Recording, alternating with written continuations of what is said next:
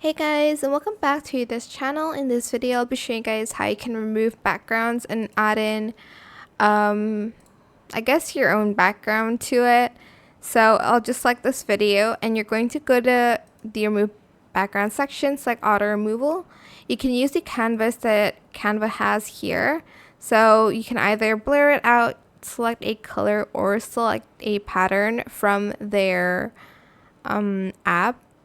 Just select the one you want. You can do that. You can also place it on top of your own video, maybe like this one for instance. And as you can see, your video is on top of another video, like another background. But yeah, it is totally your choice what to add. Just be creative with it. And that is it for this video. I hope it was helpful for you guys. Don't forget to like, comment, share.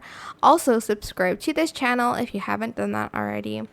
If you have any more questions about this video, just leave it in the comment section down below. I will try my best to answer them all for you guys.